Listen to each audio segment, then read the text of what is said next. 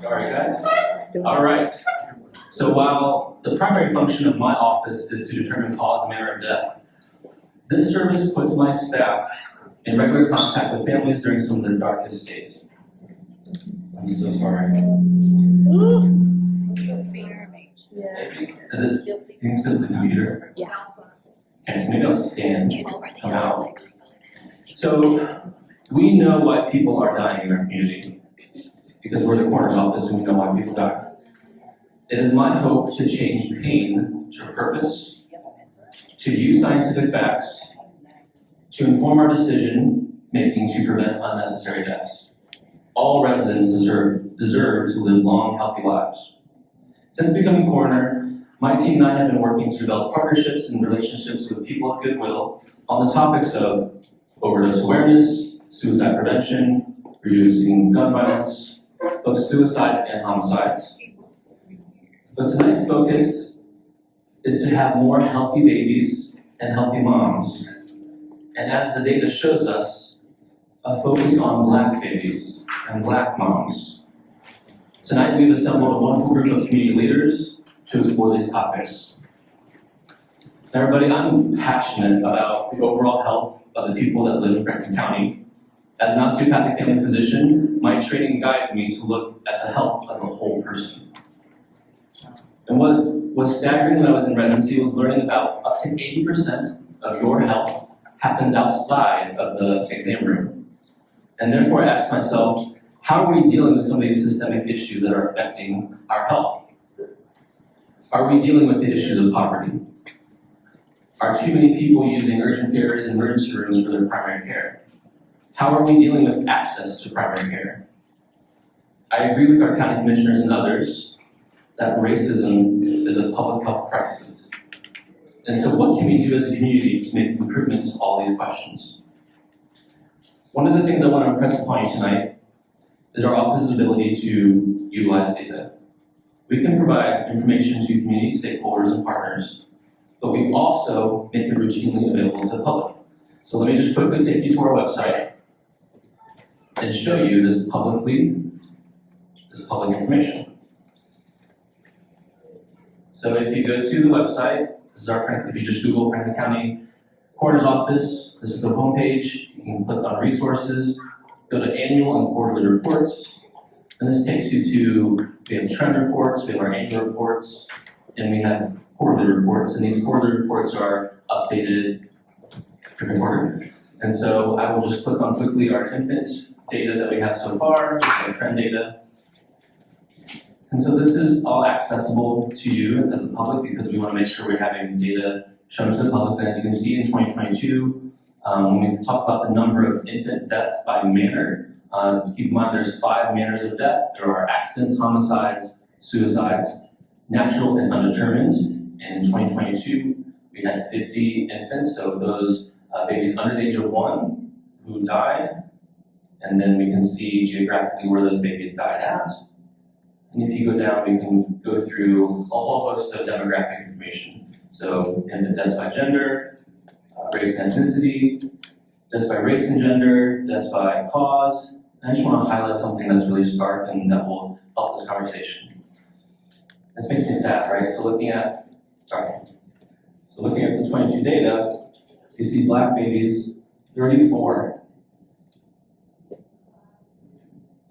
out of this total, right?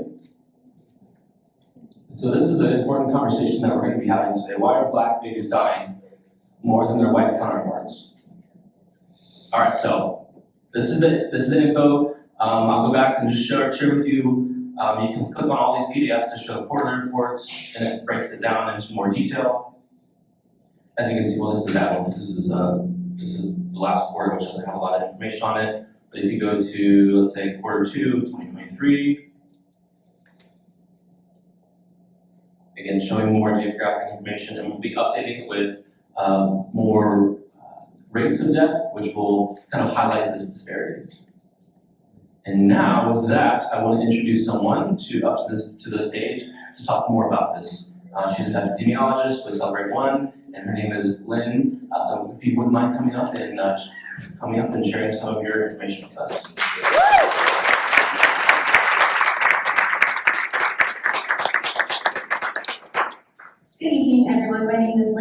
more. And I'll be going over the quarterly dashboard that CPH has put together in collaboration with Celebrate One.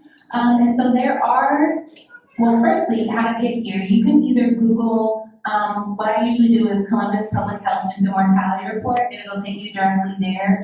You can also search the same things through Celebrate One on columbus.gov as well.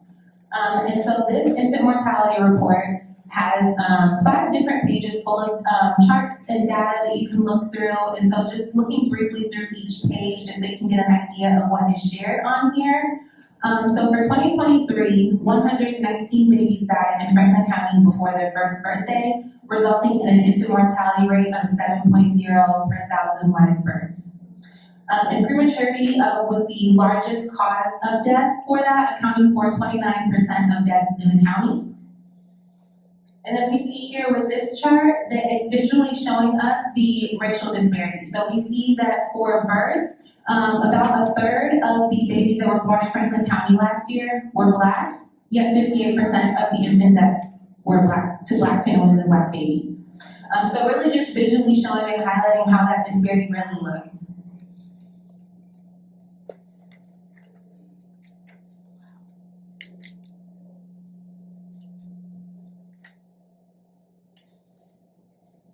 Okay, so over to this page. So with here, looking across this gray bar, we're able to isolate either by Franklin County or Celebrate One zip codes as well. So we're able to see those 13 zip codes that we have that we really focus on and have a lot of our work centered around because they do have the highest rates of poor birth outcomes and the highest infant mortality in the county. So here, looking at this first chart, we're able to see the infant mortality rate by year as well as by race. And so this goes back as far as 2011 to 2023. And we're able to see the,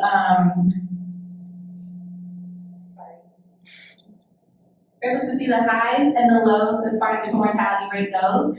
And then this yellow bar, the dashed line across this is the Healthy People 2030 goal, which is 5.0. And interestingly enough, we're able to see that the non-Hispanic white population in Franklin County was actually able to reach this goal in 2019. It went up a little bit in 2022, but then we see a dramatic decrease once again in 2023,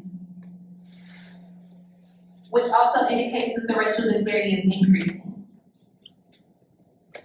And so looking at these birth charts below, we're able to look at preterm birth. And here we see the green line, so that's going to be indicating the Hispanic population because there was enough data to include that group as well. And so we're able to see low birth weight, very low birth weight, the disparity ratio in low birth weight, rates of preterm, very preterm, the disparity, first trimester prenatal care, so whether or not the birthing person was able to engage in prenatal care in her first trimester, maternal smoking during pregnancy during any trimester, and then the percentages of teen births. And you're also able to select whether you want to see the data as a graph or as a table, if that's easier too.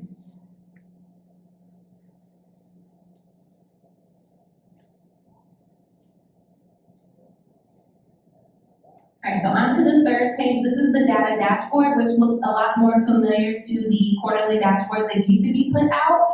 And so here we're able to see the indicators in a chart format. We're able to see 2022, so we can compare directly to 2023. We also have the annual goals for the county, and then we've got a compilation of 2017 to 2021 for reference as well. So this is going to be the average for all 5 of those things.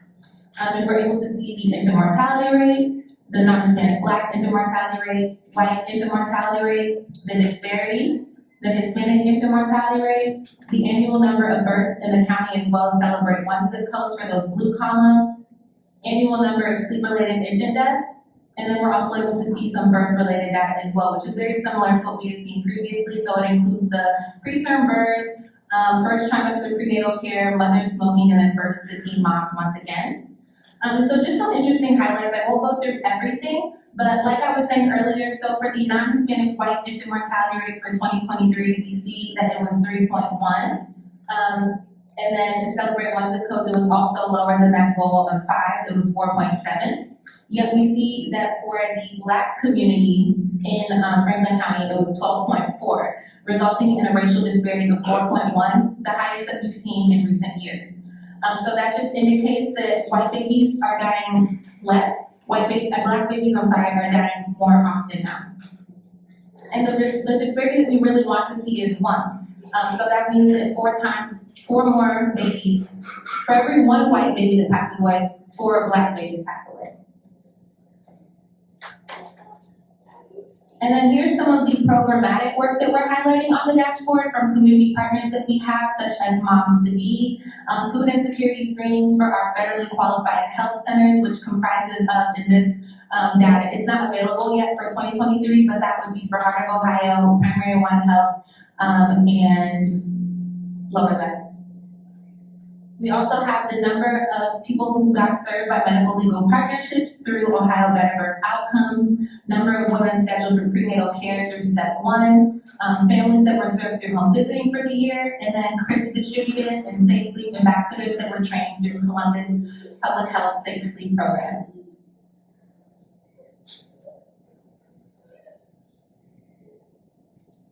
Okay, so this is just another way to visualize a lot of the same data. So we see preterm birth, infant mortality, and sleep-related infant death. And so I'll click this one just because it's more relevant to what we'll be discussing as well. So we're able to see these zip codes that have high rates of sleep-related infant death, medium, and then low rates as well. So we're seeing some of these zip codes, including Linden right here, 43211, which is where we are. Right now, we see that it falls under the high sleep-related infant death category. So these are just areas that really do deserve to be prioritized when it comes to sleep-related interventions.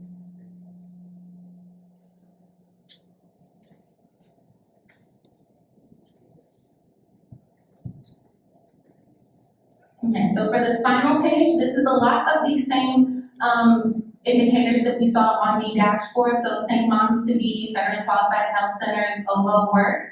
Only we're seeing it against a goal that was visualized. And then we also see how it connects back to the strategic plan for Celebrate One. So our 6 recommendations, and we selected the indicators that really related to whatever that recommendation was that tied in closely. So we're always able to connect the work we're doing back to our strategic plan and our vision and goals. Okay, so lastly, this page is really just showing, it's about different definitions. So if you don't know what an infant mortality rate is or how it's calculated, this is where you would really go as a glossary to see what those definitions really are. It's explaining what the disparity ratio is, as well as defining what our programmatic partners, what they do and who they are. So this is really just that section to help you get some information that you may or may not have to help you better understand the data that's reported on this. And so lastly, just to give a brief update about what Celebrate One is doing about data. So we do have plans to be working with CPH, FCPH, as well as OVO to kind of change a bit of the data that we're reporting to see how we can make it more intentional, how we can make it more outcomes driven. So we're really working with those partners to really decide and actually use the community involvement as well to see what people want to see, what matters to them, and how we can use data to further drive and improve infant mortality in the community. So if there were any questions, I'm happy to answer them. Otherwise, I'll give it back to Dr. Overmire. Okay, thank you.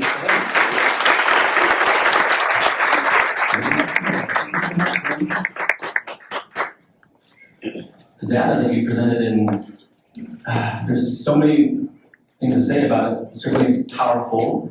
I'm glad that we're having this data and we're having this conversation and using the, hopefully making data-driven decisions. So let's continue this conversation about data and many other things regarding Black moms and Black babies.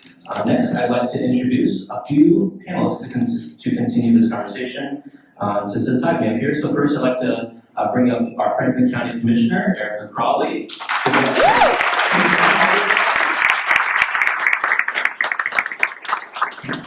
Celebrate One Executive Director, Danielle Tong.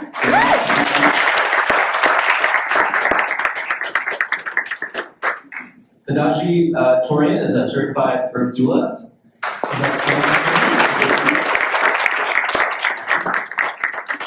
And Boikai is a maternity maternity nurse at Mount Carmel Health, so come on up. Thank you so much for being with us tonight, ladies. Just a quick note for audience members. You can submit questions. There will be some index cards that will be passed around. If you'd like to maybe just raise your hand, staff members in the room can come and collect your questions and provide it to me. And based on time, I'll make sure I can try and fit those questions in. So just as a reminder, panelists, so there may be some questions from the audience. First, I'd like to, again, thank you all for being here and having this really crucial conversation. And to the audience, I will note, we're sorry that we had some mics failed, so we just have one mic. I know that's not the most ideal situation, but we're going to make the most of it. So I'll first have the first question go to all of you, and that is, how are you all coming into this conversation? And so, okay, I'll pass it to my right, to Commissioner Crawley. You do have a mic. This is for our affairs. Sorry. I was like, where'd you get that mic? But thank you for having me. Thank you, Dr. Overmire, for continuing to bring this conversation to awareness. I feel like at the end of this, I will ask every one of you to be a champion for mothers, especially Black mothers and Black babies here in Franklin County, and use your voice locally, across the state, but also nationally. So how I come to this conversation, I come to this conversation like any other conversation that I'm very passionate about from my lived experiences. So I had a traumatic pregnancy. I got pregnant at the age of 22. Found out that I was pregnant around 7 weeks. Went into preterm labor at 18 weeks. And when I think of preterm labor, I didn't know I was in preterm labor. I thought I was having Braxton Hicks contractions. If you think about that timeline, and I read all the things, everything that you need to know about being a mom or whatever the book is. And so I was like tracking my progress. So at 18 weeks, was having some contractions. That was Braxton Hicks over 3 days, just stayed in bed. The contractions became more severe. I drove myself to emergency, only for them to tell me that I was in preterm labor and had to have an emergency procedure to go in and have a cerclage put in. If you don't know what a McDonald cerclage is, it was literally stitching my cervix shut. Close because I was contracting. I was pregnant with twins. I have one of my daughters here, Faith, tonight. But after I was diagnosed with an incompetent cervix, I remained in the hospital for about 16 weeks. During that time, had to have betamethasone to mature your lungs, had all kinds of issues with being anemic. Only for them to say, okay, we're gonna take the cerclage out at exactly 34 weeks. That was a Wednesday. They said I would go into labor, active labor around Sunday. At 10 o'clock in the morning, they took the stitches out. At 2 o'clock, they were saying, we have to take these babies.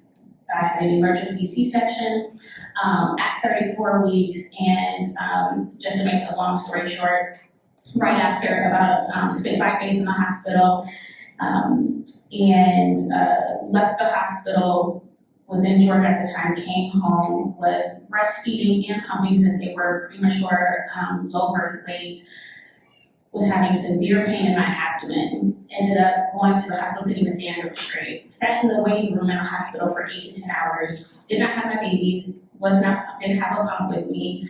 For my mom to say, hey, something's going on, will you see her, will you take her back there, like we're going to drink this barium, we'll do an ultrasound. For them to say, you know what, you got to collect a pocket of blood collected in your pelvis, you'll be fine, go home, take some over-the-counter medicine, and it'll dissipate on its own. And so it did over time. I will tell you, I did not take over-the-counter medicine. My mother had very strong medication. I took that, and I can say that. I will just be honest and say that. But what happened after that, I did not know. I thought that was normal. Only to find out later on, as I ended up running for office, because of the infant mortality rate and talking to people, that my story is not unique. And so I come to this as someone who wants to make sure that not another mother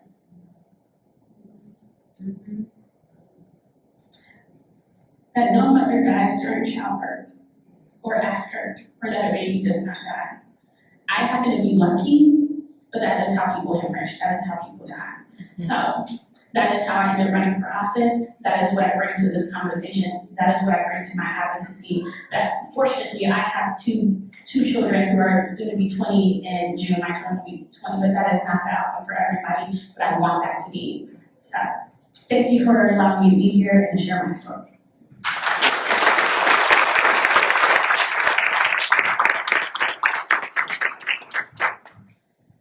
So I wish, Commissioner Pollard, that your story was better. I mean, I think that's the perspective that a lot of folks working in this work have. I do bring a personal story to this work with me. It was the reason why I committed myself to this years ago. I have, he's now 8. He's actually at home right now with a little tummy bug. So wish him luck there, but it was a long road for us to get into that point. I came to this work after delivering a baby at 29 weeks gestation from what was otherwise an uncomplicated pregnancy. I was considered to be low risk, normal average pregnancy up until the day that he arrived. At the time, to give you some perspective on the fact that it knows no limits. I actually was already working in the infant maternal health space at the time.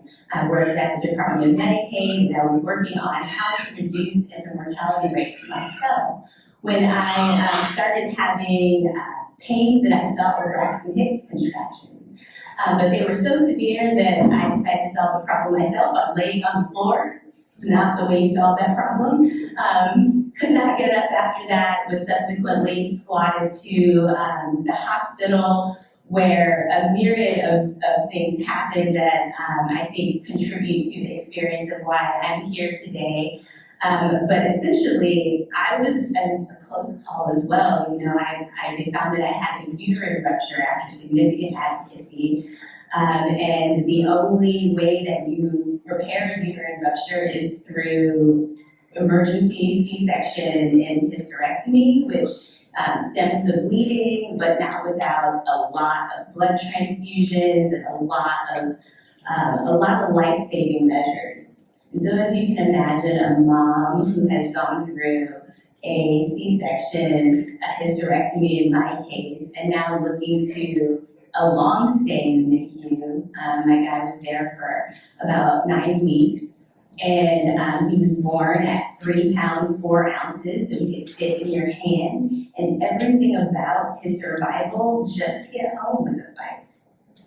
You know, so I am bringing that perspective to this work. It's why I show up every day. I feel so extraordinarily grateful for the team of absolute rock stars that I get to do this work with every day. And I'm just looking forward to the day that it's not necessary anymore. That's right.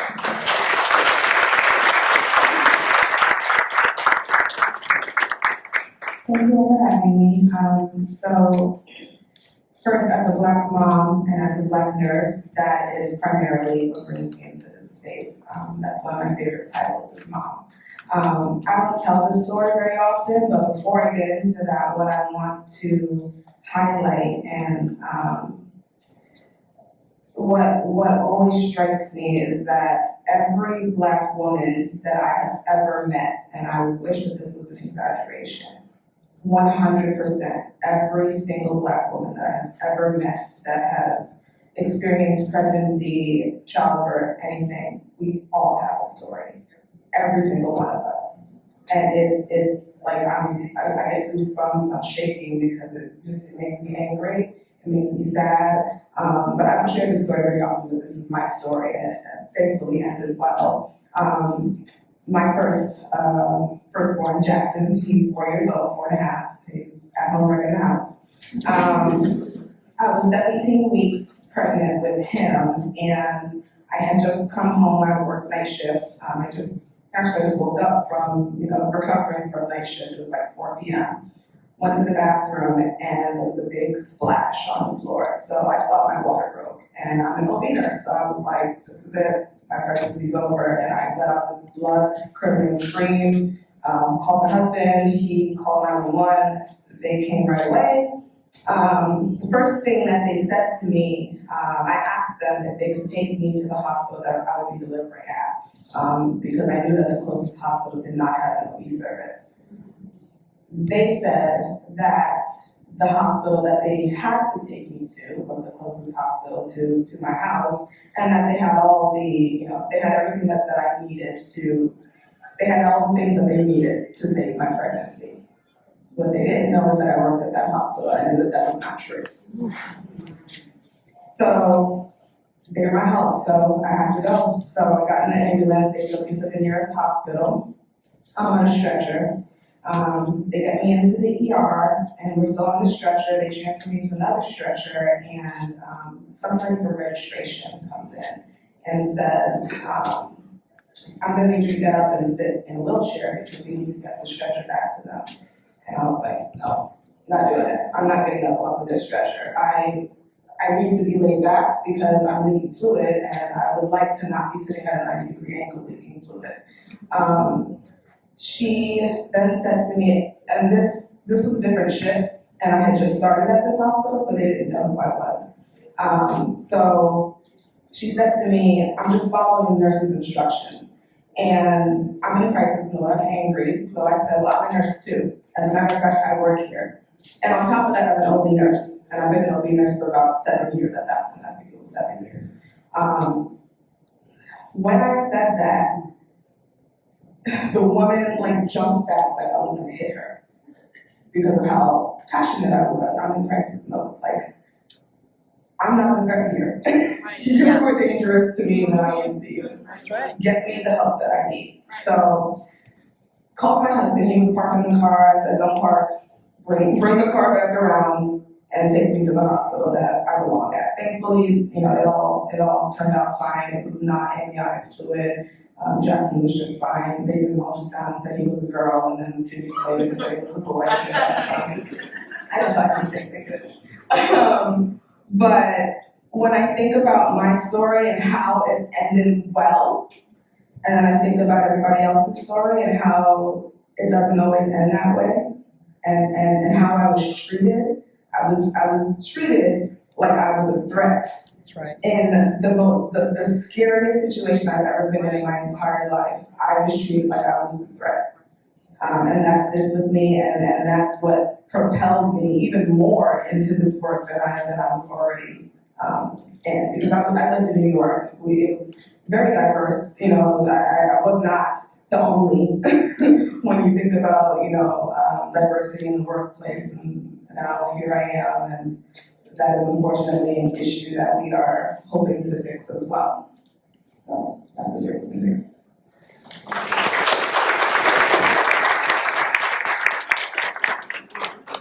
Hey y'all. Hey.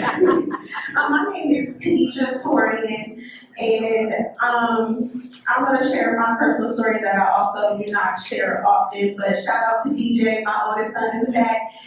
He will be 10 in May, but he is my first child, and with him, again, like Danielle has stated, at the beginning of my pregnancy, everything was fine. It was normal all the way up until 28 weeks, and all of a sudden I am diagnosed with preeclampsia. Also at this time, I'm 19 years old, so I have no idea what that means. I'm still being seen at children's yard. They was like, not send you to OSU, this is more serious. But during this time of getting steroids to help develop my baby's lungs in case he comes earlier than planned, no education was given to me about what the symptoms would look like after. It was just bed rest, no work, we'll wait to see what baby does. One day I wake up, my feet are so swollen that it's like literally jiggling every step that I take. My vision is blurry, and I'm like, okay, well, this isn't right. Let me just go in. And I go in, and my blood pressure is elevated. They're putting me on all type of medications to keep my blood pressure elevated, make sure I'm okay, baby's okay. And it was scary. It was scary for myself, for my mother, my grandmother, my husband who was alongside me, also not knowing exactly what all of this care entails now that I have preeclampsia. Then it was just do what the doctors say. They're the professionals. In this space, the space I'm in now, I think back like there was no shared decision making. There was no informed care. It was just we're the professionals and this is what we were doing. So what brings me to this space is the education. I'm a Black woman, a mother of 4, a certified doula, community health worker, diverse lactation instructor, all of these things to ensure that the families, our Black families, are educated about what's happening, what they want their care to look like, and being transparent. Like Jatu said, I wish this is like when we say a shared space that all of us have as Black women, that's just not something that I take joy in having in common with my sisters. So I'm coming into this space as an advocate for our Black mothers and maternal health. That's right.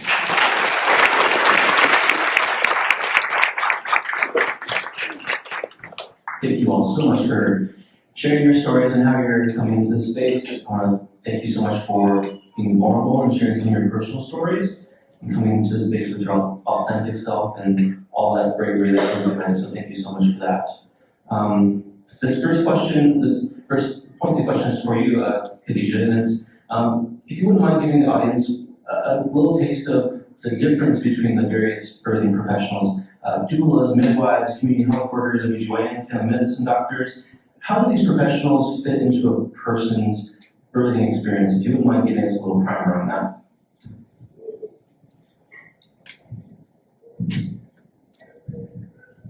Ooh, this is loaded. Okay. Okay, so I will start with midwives. So midwives are medical providers who are in charge of a woman's or birthing person's birthing experience as far as medical care with a holistic approach. More like an OBGYN, but their care is holistic and low intervention. So a family who is low at risk in their pregnancy and looking for at-home feel would more likely look for a midwife. A midwife also provides care to families prior to pregnancy, during pregnancy, labor, and postpartum, and into menopause. So much like this care that they offer families, a doula is a non-medical professional. They are going to be a part of a family support system. A doula continuously provides emotional, informational, physical, and advocacy support to not only the birthing person or the mother, but to their appointed village. So this is important because the care, it looks different. Essentially, it's going to do what a midwife or an OBGYN just simply doesn't have time to do. They hold space for the family's lived experiences and their views for their birthing experience. So it's not us coming into this like, this is what you should do, this is what you should eat, we're gonna take care of this. It's really inviting the family to say what they want their birthing experience to look like.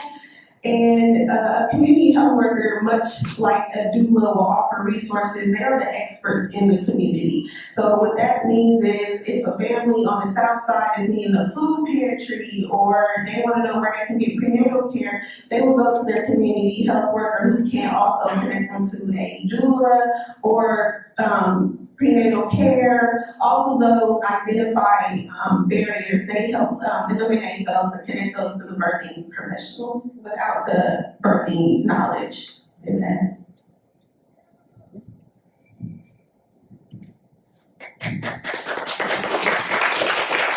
There's a little bit of our applause by somebody who's actually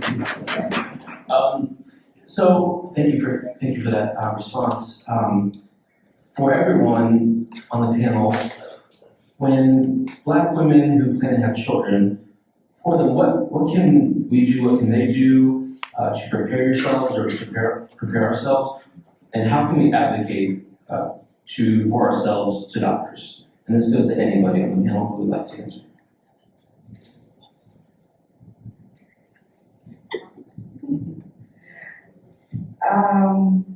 Where do I begin? Well, for me, I'll share my personal example. I've always wanted a Black female physician in any care that I seek out. And so that's the first step, is seeking out providers that understand, not necessarily Black providers, but providers that understand the disparities, that understand what Black women face in this space, and who respect that, honor that, and treat their Black patients the same way that they treat their White patients. I joke sometimes about every OBGYN office, they have a board with pictures of all the babies that they delivered. And you walk into that office, I joke with people about this all the time. I say, if you walk into the office and there's too many white babies on that board, find a doctor. And that's the truth, because, you know, when it comes to the implicit bias that we see in healthcare, it's real. It's not, there's nothing, I mean, it's out there, it's open. People ask me all the time about, I'm going off tangent, I'm sorry, but people ask me all the time about diversity and healthcare and how to diversify, and they use those fancy words, but like, I hire Black people, like that's it. That's it. I hire Black people because we need to be in this space. No one says anything. We know I'm the only Black nurse manager of maternity services unit in the state of Ohio. Well, that's clear. We know that. What we have never talked about is the fact that all of my predecessors, who are white women, only hired white women. And so when I walked into the space that I walked into, and there were 100%, my staff was 100% white women, it was not even, nobody thought anything of it. Nobody thought anything of it, and now that I'm hiring Black people, it's like, oh, she's so innovative. No! That's no, right. we represent a diverse population, and so the healthcare providers need to mirror that, and we haven't been for a long time. But anyway, back to what women can do to prepare for pregnancy. Make sure that you know what your provider stands for. When it comes to the risks, understanding those risks and asking the right questions and advocating for yourself and having somebody who can advocate for you is huge. I remember I used to do telephone triage, and this young Black woman called, and it was like late at night that I used to work. And the tagline that the person gave me before I called her was, patient has questions about her elevated blood pressure. So I'm like, okay. So I call her back, and she goes, my blood pressure was really high at my appointment today, and they didn't tell me anything else, they just sent me home. And I'm like, well, first of all, good on you for calling, because many people would not. Here are all the signs and symptoms that you need to look for when it comes to preeclampsia. She had 3 out of the 5. I sent her right to the hospital, because when I'm writing my note, got in trouble. When I'm writing my note, at the very bottom of the note in all caps, I wrote a note and I said, this is why Black women are dying. No woman, let alone no Black woman, should leave your office without knowing the signs and symptoms of preeclampsia when you have taken her blood pressure and it's 150 over 100. That is ridiculous. And you should be ashamed of yourself. And I sent it.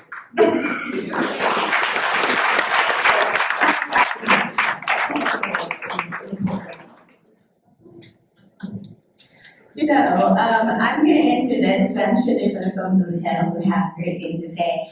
I'm gonna say that as a patient, I hate having to answer this question myself.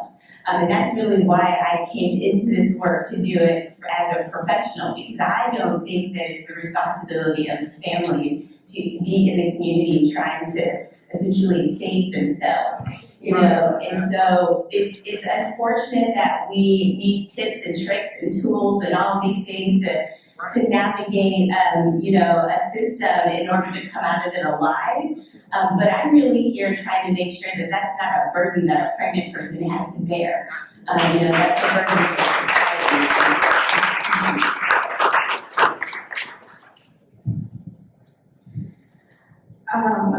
I would say just a few things. Review hospital statistics and reviews. the information is out there on social media. You can use websites like leapfrog.org. There is Earth Birth and Drop the B for bias. There are plenty of ways. Talk to community members who have given birth in any of these hospitals and ask about what their experiences was and who were the doctors. I think we have to come to a place where we're now holding hospital systems accountable for the way that they treated us. To mentally and physically prepare for the journey. Yeah, mentally and physically prepare for the journey is important. I think building your village early before you're planning on getting pregnant, build your village now because you will need them. It's not an easy process to go at alone. I know a lot of us, we're like, I'm a strong Black woman, I can do this. My grandma did it, my great grandma did it, but times are different and we need everybody. Call a sister, call a cousin. Here was one more, but I lost the thought. Y'all talk to me later. So I would add, and to Jatu's point about having Black or brown medical professionals, we know, like the data shows, and I mean, you can't, like the numbers don't lie. When Black women and working people have access to doctors and nurses who look like them, the rate of mortality decreases. That's right. And sometimes by half. And the mortality rate decreases by half. Like, why is that? But to your point, like, we should be able to see any provider and not have to worry about us dying in the process or but because we live in a society where we can't, and I talk about this a lot recently in saying, it's unfortunate, especially for Black women, or I'll speak for myself, that someone who is still of reproductive age, that the thought of being pregnant or expanding my family has always come with fear and never joy and excitement. And it comes with fear because of my history. So I would say for someone who is preparing to have a baby or expand their family, one, know that like what your body is trying to tell you. I started my cycle at 13. Since I was elected, I tell way more of my business. I can be okay with that, but if it saves somebody's life, it will be worth it. That's right. So, That's right. I started my cycle at 13 and I have always had severe cramps in my stomach and on my back, always had heavy bleeding, and I was told that that was normal. Only for me to get older to know that that is not normal. That's not normal. And it wasn't until my 30s until I found that out. And then how that has an impact, I go to the VA for my care, or did go to the VA for my care because I am a veteran. And I remember describing some symptoms, and the physician that I was seeing at this time, white woman, she was like, "Oh, that sounds like fibroids." And I was like, "Okay, well, like, are we going to do anything about it?" But there was like no, like, we're not going to schedule an ultrasound, we're not going to look more into it. So then I get a Black woman doctor who schedules one. And then at that time I had 7 fibroids.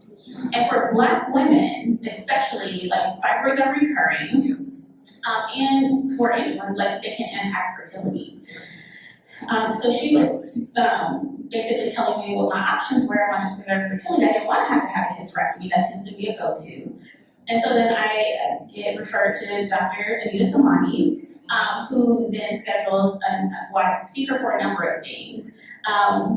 And she ends up scheduling another ultrasound, and I have 10. And then I have a cyst on my ovary. Then but we're to the point now where things are so severe and out of control that we have to have an emergency procedure again. And I think about the time that it took for me to get into a doctor, a Black woman doctor, then to get into a Dr. Samani, like, we're talking about months and years at this point. Whereas if my first doctor at the VA would have said, let's look into this, I might be in a different position than I am right now. And so I would say, one, listen to your body, plan, build your village, but also advocate for, if you feel like something's wrong, then something is wrong. If you don't feel comfortable, follow up, and if you don't like that answer, get a second opinion. Yes. But also, just be clear with whoever is your physician. If you want a doula, see how you can, if you don't qualify for Medicaid reimbursement for doulas, we'll get into that in a second. But if you have to pay out of pocket, there are resources to help you navigate this space, and you can have a support system. You don't have to be alone, and everybody doesn't have a village, right? Let's be honest about that. Everybody doesn't have a village or one that they trust, and so be willing to reach out to resources that can connect you with community health workers or with a doula and with midwives, and then don't let a financial burden be the thing that stops you, because there's resources for that too.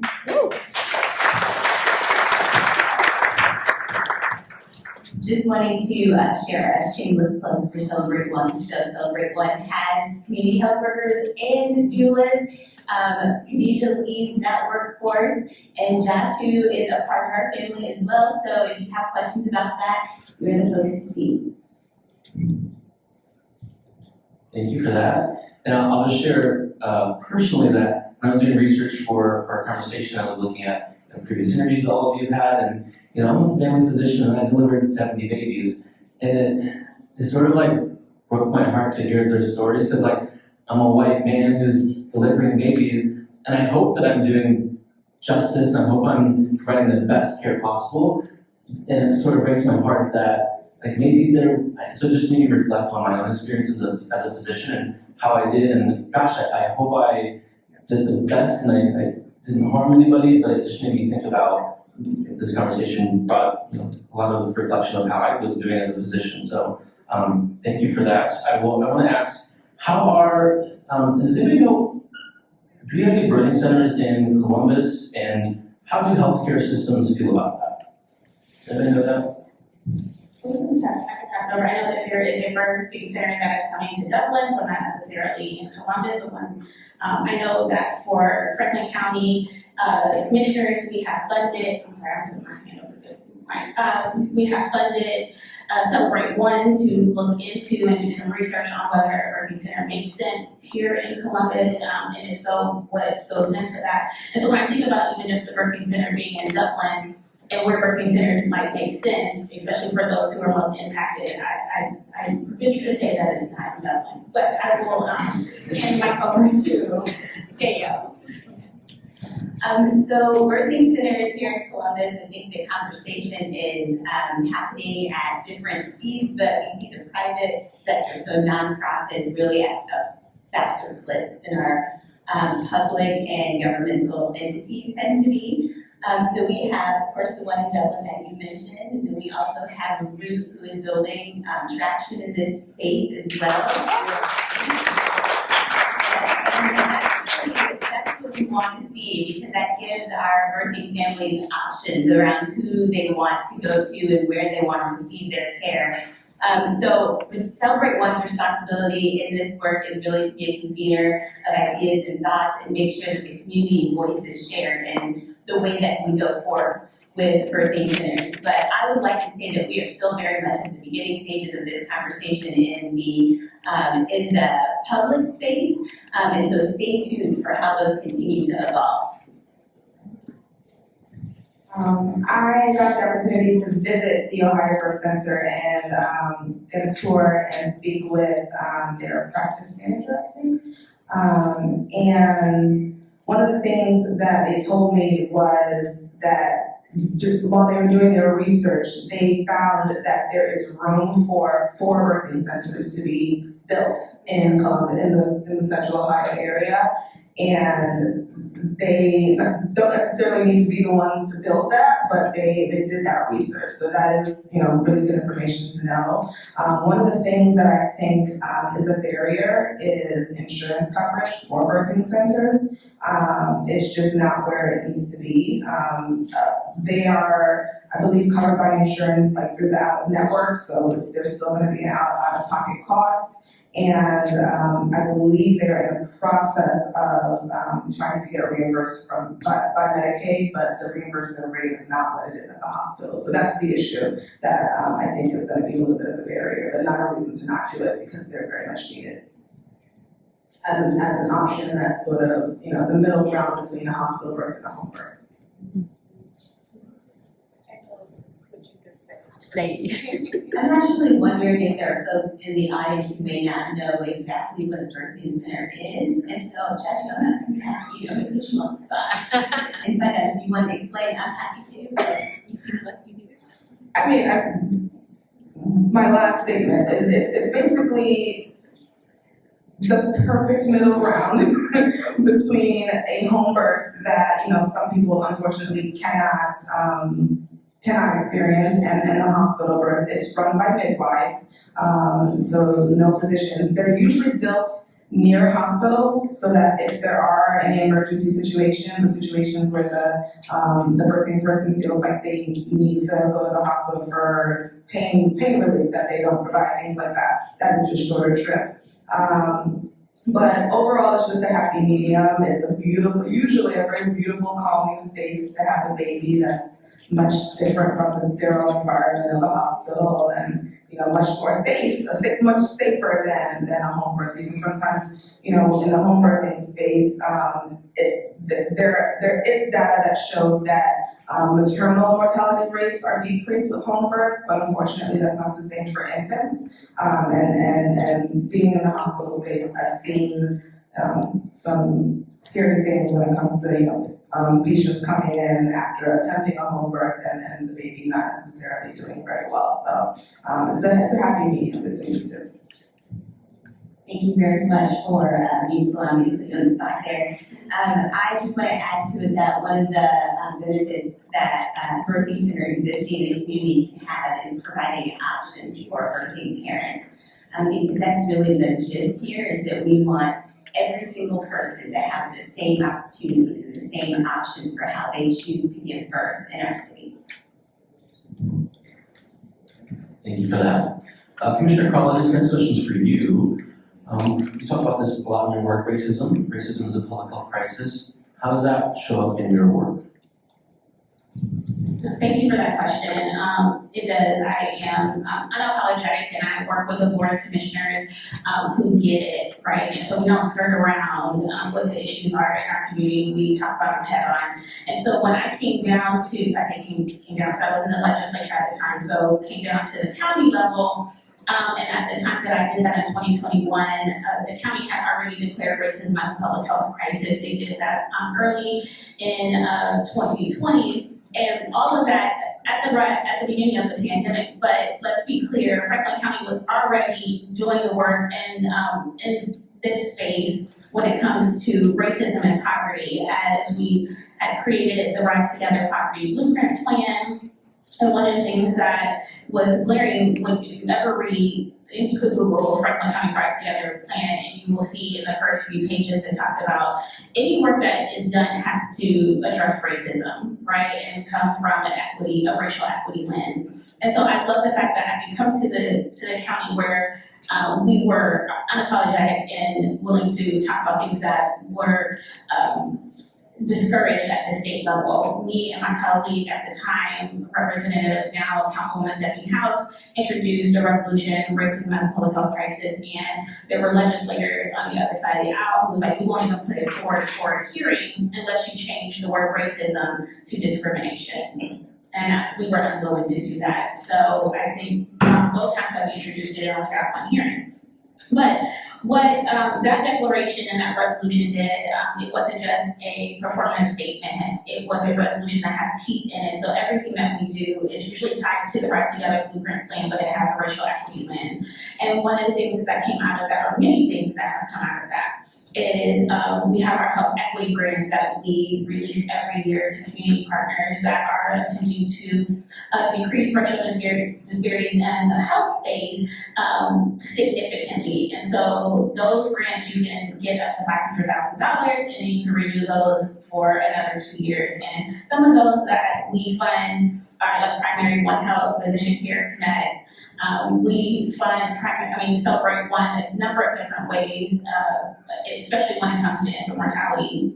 But also, we are focused on affordable housing. We know that we cannot talk about birth outcomes and increasing that if we're not talking about access to affordable housing. So we invest heavily and will continue to invest in the affordable housing space, food insecurity. I think that the county probably is the leader around the state when we think about how we invest in food insecurity with the Mid-Ohio Food Collective and others. The other thing that we did, we were the Franklin County, the Board of Commissioners were the first ones to invest in a partnership with Ohio State University with community health workers. We fund 12 community health workers through Franklin County Public Health, but that relationship that we started was with Ohio State. The other thing that we do, we invest in doulas. I absolutely love Root. We started our own through transformation. Jessica and Torian, I wouldn't even be here doing the work that I do and using my voice if it wasn't for them. Before I was elected, because I wouldn't talk about my traumatic pregnancy because I felt like I thought I was alone. And they invited me to an event that they were having in the community with other people who, and that even allowed me, I didn't even share that event, but just being able to go and write down my experience and being in the room with others let me know that I wasn't alone, and that is why I now am able to speak about it. But what they do is make sure that people have access to doulas, and we pay for that access. So we will not allow a lack of insurance or resources to be a barrier for someone who wants to have a doula to be able to have a doula. And then I would say we also have expanded that relationship to the African American Male Wellness Agency as they have their wellness walk. We invest in Uplift Her, which is focused on women. The wellness walk is about saving Black women's lives, but now we also invest in them to have a doula training program, and they're working in partnership with Root because Root absolutely has the experience and the knowledge. This is what they do all the time. So they are forming a partnership. So we continue to invest in a way that we feel like we have to lead in a space. When we have a state and a legislature that won't move, that we are willing to do that. We put more money in the hands of community-based organizations because we know that those who are closest to the problem are closest to the solution.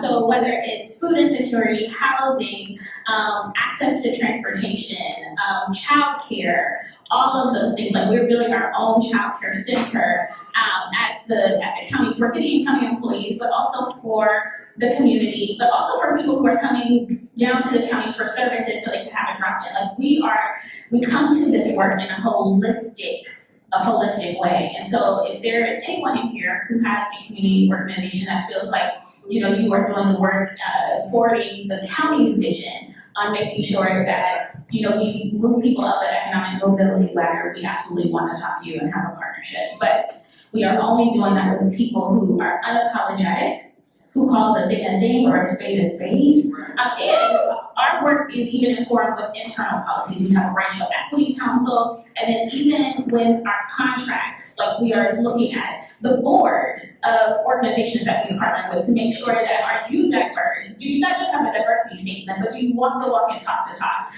We mean that in all the work that we do. So happy to partner with any one of you who wants to be a co-conspirator in this work to dismantle systemic racism.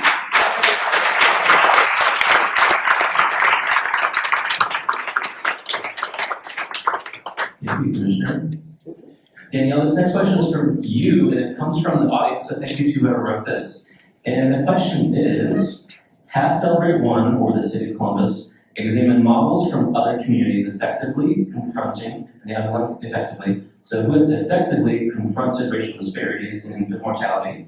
And if so, what are these models teaching us about strategies to confront our racial disparities? Great question. I hope you can.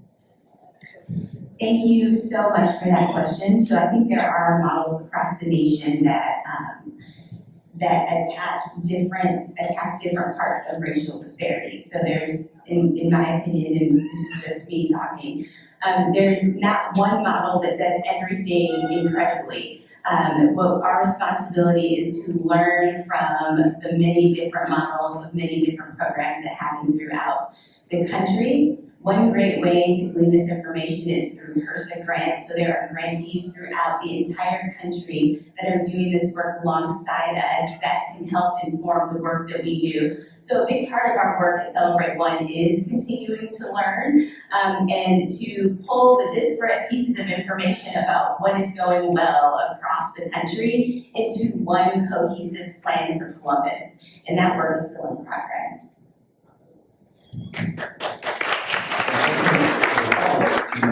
Director Tong, and I'm reminded in this is a beautiful space by the way, and I'm ashamed that I haven't been to this community rec center.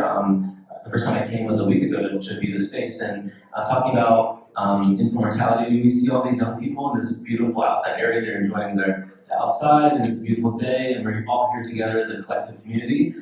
So when you talk about, Dr. Tong, about safe sleep, can you talk to us about, I mean, all these kids out here were once babies, right? So talk to us about ways that we can, the efforts that to educate community members on the best practices for safe sleep and its importance in our diverse community to ensure that these babies celebrate their first birthday. I have so many great partners in the audience, so I'm looking to you if I misspeak at all. But the safe sleep conversation, I think, is one that, as a person who practices in this field, you tend to, you know it by heart, you think other people know it, you go forth thinking, okay, everybody's got this, there can't possibly, it runs, ABCs of safe sleep, everybody's got this, but the numbers just do not bear that out. And so, if first you have to answer the question is, does everybody got this? And I posit that truly not necessarily. There's still a lot left, a lot of people left that need to learn the ABCs of safe sleep. But the second piece of that is that there are a lot of people who understand in a cognitive level, in an academic level, what they should be doing with their baby. And when the rubber meets the road at home at 3:30 in the morning, they need better tools, better answers for how they should enact what we know works regarding safe sleep, but how do we do it? And that is a new conversation for the AAP, the American Academy of Pediatrics, very, very recently put out additional guidance around the rules of safe sleep. So it's no longer just a lone back crib, which is still important, still relevant, but it's a lone back crib with nuance. You don't want to put your baby in a crib in a different room. You want to have eyes on them. Put your baby on a relatively firm, flat surface outside of the bed that you're sleeping in, or outside of the place that you're sleeping. Very close to your bed, but not in it. If you're planning to nurse, you need to get out of bed. You need to get out of bed to nurse, because I was a nursing parent, and it's tough to stay awake when you're trying to nurse. And so I would say that we need to make sure that the nuanced portions of this guidance are elevated for our community. That's the first piece. But the second piece is really about listening to our community members on what are the barriers, why are the reasons that you're having trouble with this, how much more nuanced do we need this guidance to be in order for it to be effective, I think is the place that we really need to get with this. So that's our role here. Celebrate One does all sorts of sleep-related trainings. We do safe sleep ambassador trainings to try to help the general public understand how to coach their loved ones in this space, how to be better babysitters, grandparents, caregivers, etc.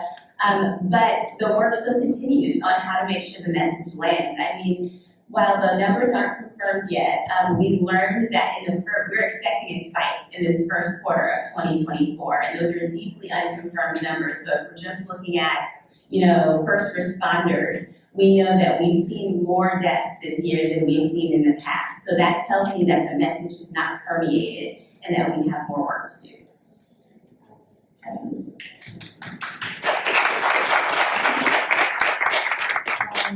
I think that, so I grew up in a West African home, and I joke sometimes, it's not funny, but I joke that I am a survivor of co-sleeping, because there are so many cultural implications to safe sleep that we need to dig deeper into, and we need to get into the communities that traditionally co-sleep, because that's just what they do.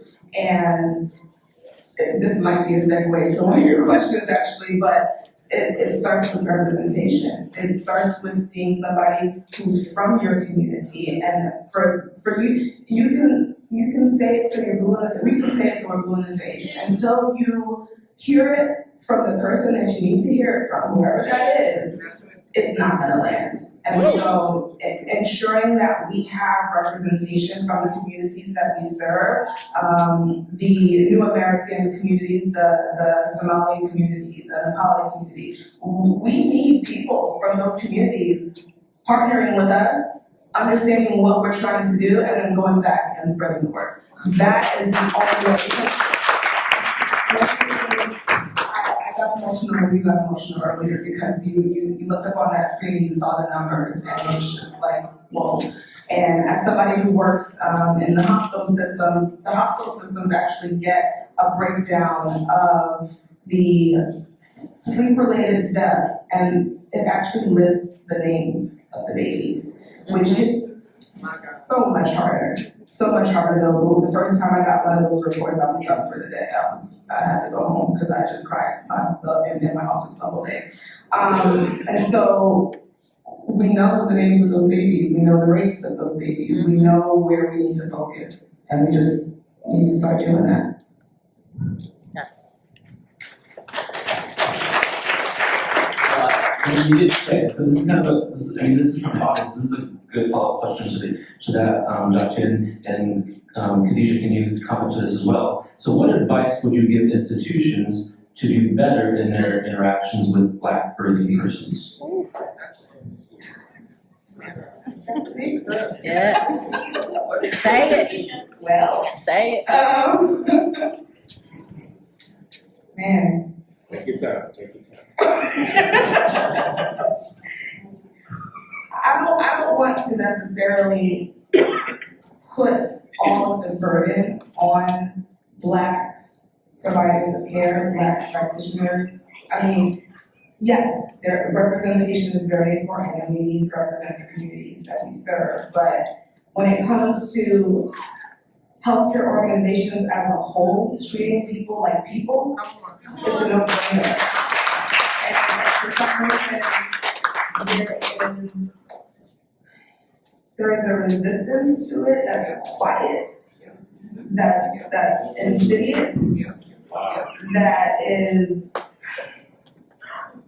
it's almost insulting, because we know it's happening, we know women are dying because of it, but it's so uncomfortable. Like we still want to talk about it, because why are we talking about racism? Because we're racist. Because we're killing Black women. Like it's one of those things. Look, it's almost like you when you're speaking to one of your kids and you say something really harshly and it doesn't land the way that you expected it to land, but you understand as a parent why you said what you said, and you're gonna stick to that. And that's, when people hear me say things like that, they're like, well, that's a jarring statement to make, but we have to continue saying those things in the way that they need to be said, so that people get uncomfortable and things change. It's the only way. So, institutions as a whole, I could go into the history of OBGYN medicine and the history of midwifery and all the things that were done to erase Black women from the birthing space, and how history has repeated itself over and over. I could go into that all day. But what is clear is that the institution of healthcare itself was built on racism. The institution is racism. And so there's just a lot of work to be done. And it can't just fall on the shoulders of the onlys. No, we can't just fall. At some point, we have to take accountability, we have to take responsibility as an institution, not just individuals, because it can't just be one or two people. That's right. I just want to echo a lot of what Jatu stated, but also a message to the institution: slow it down. Slow it down at every level. And what I mean by that is the care provided sometimes is like a speed date. You go in, they say, how you doing? Last week, like every appointment, it's like you ask me 3 of the same questions that the doctor that I met last week asked me, and it's almost like there's no notes for you to take. So I have to tell you again, I have to warm up to you again. Slow the process down. Talk to me, get to know me, and actually care. See me and hear what I'm saying. And not only that level, but just training isn't enough. We can train providers up and down to get a certificate to say they know it, but do they understand it? And also, I'm in an institution that's so many CEOs and founders, and they're amazing, and their vision is like my vision. You want to help them people, great. But then you meet the person that this client now has to call, her attitude is nasty. The checking her in isn't respectful, so now she doesn't want to go back because she doesn't feel safe. So it's also to the core of interviewing, how does your vision match what we're trying to do here? So the people you're bringing in across the board also needs to reflect what you're trying to do on the bigger picture and the bigger level. So just slow it down, start to the beginning. You lose nothing by treating people like people.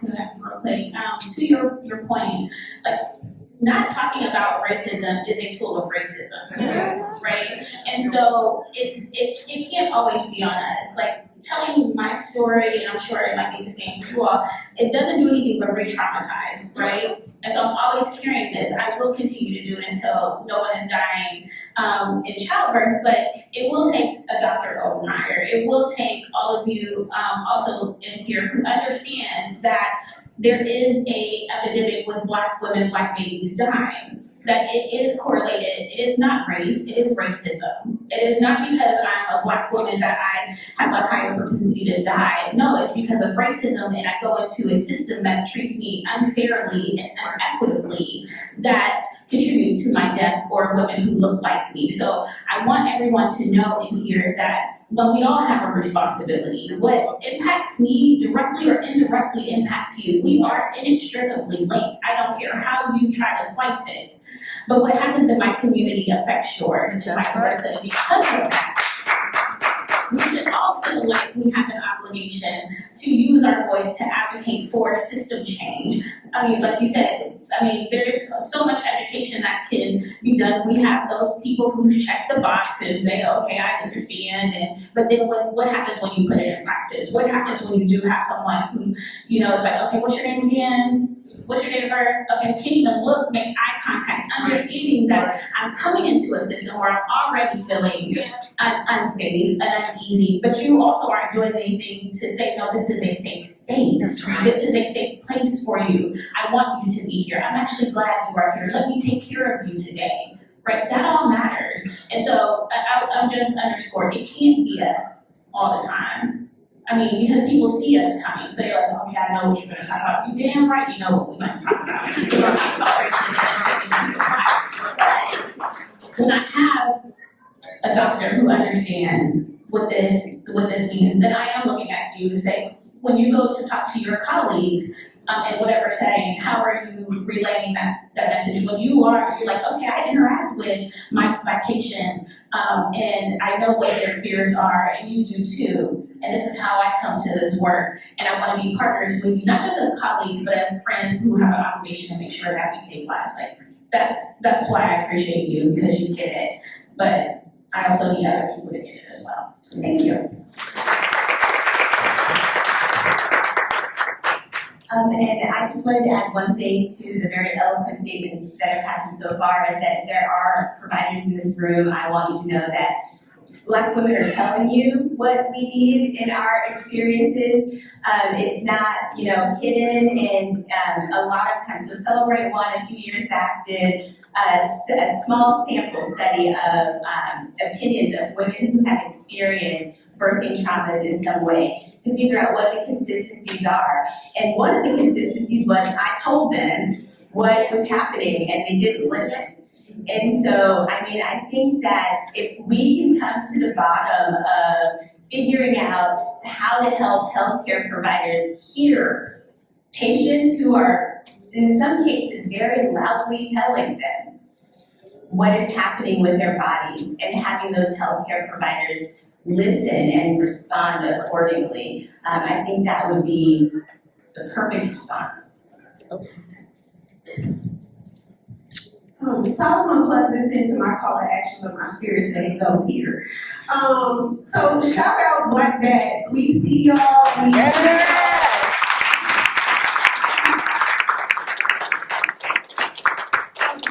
First pregnancy, as I mentioned, I was only only 19 years old, so just a little history. I've been married since I was 18. And something that stood out in my first prenatal visit when they asked you your history, and she was like, you know, are you single, married, such as, and I said, yes, I'm married. And she, out of all the things to inform me of, she wanted to educate me on marriage. Like, are you sure? Because marriage means ... Can I not be married because I'm 19 and black and he's a black man? I know what it is. I'm married. And respect the village. We have this thing out that black men are a part of this birthing space. And I'm saying no, not only because of research that's out there, because I've served many of black families with the black man right there inactive. If we just ask them, sometimes they don't know what to do. They didn't have that example or that role model, but it starts here. Ask him. He's there. Ask him how he feels, what role would he like to play, what is he concerned about? Just as much as this is her birth, this is his birth or the village birth. We're all a part of this. We're not leaving this space without acknowledging my husband when he walks around. Because that's also my mental health. If he's not okay, I'm not okay. So let's address the black men together.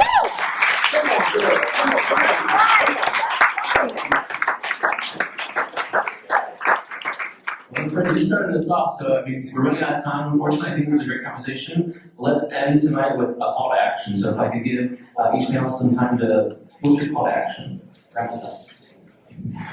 Absolutely. So just some legislation that I also want you all to be aware of is when it comes to Medicaid and expanded Medicaid coverage in the postpartum period. When we look at women who are dying, they die in the postpartum period. A lot of them die in the postpartum period. And so Ohio has expanded Medicaid coverage in the postpartum period up to 12 months, but that is not forever. That has a sunset period that was allowed under the American Rescue Plan Act, so I would say use your voice to advocate to your legislators to not allow that to sunset. That absolutely saves lives. That's number one. Number two, we have some form of Medicaid reimbursement for doulas being underway. There's an advisory board that is being developed under the Board of Nursing, and they have meetings. And you can go, you can show up or attend via Zoom, but it is important for them to have your voice in that room as they look at the rules, as they craft the administrative rule on reimbursement for doulas. So if you are a provider, if you are a doula, if you know any, or a community health worker, please use your voice. That will be essential in making sure that those have Medicaid reimbursement for doulas. And then I will also say that, again, this is a issue that impacts all of us, males and females alike. And I know when I was in the legislature and I had Medicaid reimbursement for doulas, that legislation, or Safer Mothers Act, when it had a hearing, I did not see community members. I did not. And so when we think about our legislators and having them, like, I work for you, right? I'm putting legislation forward, but it only moves when I have a village behind me. Now, it's not always to celebrate one who should be sending a letter, coming to give testimony. It is you who should be giving testimony on why this matters for your village. So I would say, please support us, your elected officials, hold us accountable, absolutely, but we also, this is a partnership, this is collaboration. I can only do this work when I have you by my side and trust and believe that I'm gonna advocate for you because I work for you every single day. That is my call to action for you.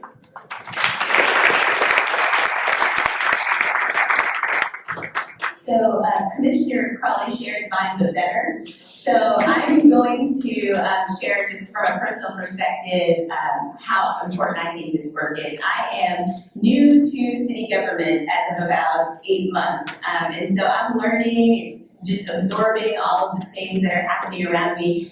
And I think I have a daily dawning on how important it is for people to vote and to be civically engaged. Like, if I could just tell you how much funding is driven by the people who do or don't vote into office, like, it is so important. I could not impress that more. We really need folks who are knowledgeable, who have lived experience in this space, to get to the polls on behalf of everybody else. Like, if you know a person then you should be at the polls. If you are a person, then you should be at the polls. And if you need help, right? That includes you, in case you didn't realize it includes you. And if you need help navigating how to get there, you have barriers, you want to be there, but you don't exactly know what to do, you've got nerves, whatever it takes, everybody on this panel is here for you. Okay, but you definitely, when I'm telling you that this work, it is driven by what we do when we vote. During the small elections, during the big elections, the ones in between, show up to every single one.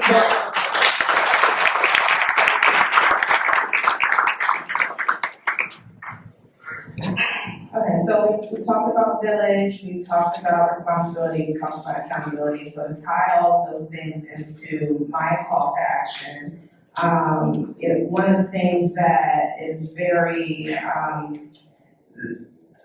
one of the things that I like to say is that a society is not healthy when its most vulnerable populations are not healthy. And moms and babies fall under that. And so when I think about responsibility, when I think about, the things that we as a village, and I'm talking about society as a whole, should do, one of the biggest things that I think of is when you see something, say something, call it out. Always call out racism when you see it, always. There have been many times as a young Black girl that I chose to be silent so that I wouldn't appear angry, because the angry Black woman is not somebody that society respects. And so maybe I'm overcompensating now because now I'm loud and I'm angry. But call it out whenever you see it. Everybody, when you see racism, call it out. And look inside as well, because there are these natural tendencies that we all have, even as Black people. There are these natural tendencies that we have towards each other, and there's these natural tendencies that we have towards Black people as a society. Check yourself. Check yourself. Look yourself in the mirror and say, you know what? I didn't treat that person the way they should have been treated. And when you're able to have that sense of humility, it makes this work easier. It never gets easy, but it makes this work a little bit easier because you're able to take on a personal responsibility. And once it's personal to you, you actually care about it and you actually want to make change, and you want to see the change happen. So make it personal for yourself. That's how we're going to make a difference.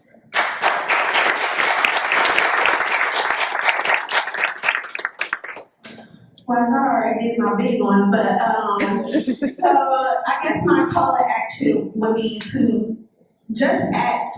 I feel like we're dying at extreme rates also because the delayed response in what we're saying. The first time I say I have headache for 3 weeks, respond to what I'm saying. And when I'm saying I'm sluggish and I can't get out of bed, respond to what I'm saying. When I said I was uncomfortable with the last nurse who just came in here and said, I'm checking your service without asking, was that okay? Respond to what I'm saying and give me someone else that I'm comfortable with. I feel like I did it. I continue to say, see and hear us, but understand what we're saying and give equitable care in an individualized way, because doulas are not one size fit all. Midwives are not one size fit all. Shoot, pregnancy is a one size fit all. I'm okay the second one, the third one, I'm losing it. So just go in asking. I know Dr. Overmire, you had mentioned, this allowed you space to reflect and you're hoping you're doing okay, it makes you think. And just ask. You can ask them as a community health worker. When I first came in that space, at first I was like, I'm gonna save the world. I met a client, she needed housing and all these things. This is what I identified. So I'm like, here's a resource for this, this, and this.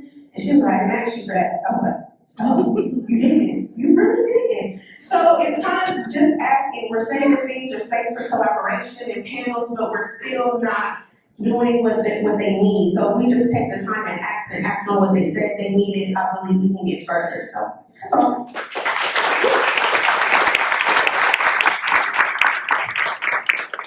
Thank you so much, panelists, for this continued discussion, this important, crucial conversation on this such an important topic. So everyone in the audience, if you wouldn't mind giving this panel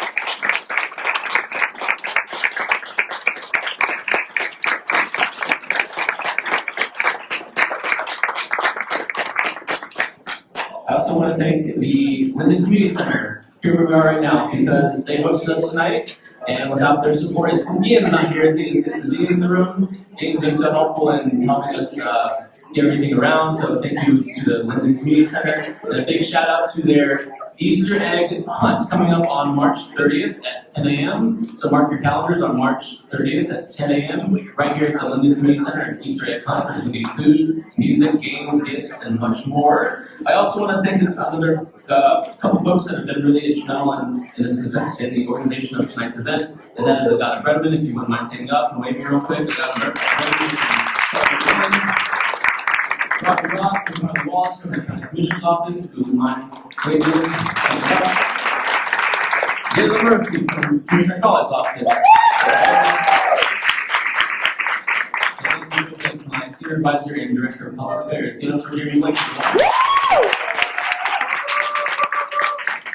Thank you all for coming to this, again, crucial conversation. I encourage everyone to have further conversations with the various community partners in the hallway. Thank you so much for attending. Everyone have a good, safe night. Thank you so much.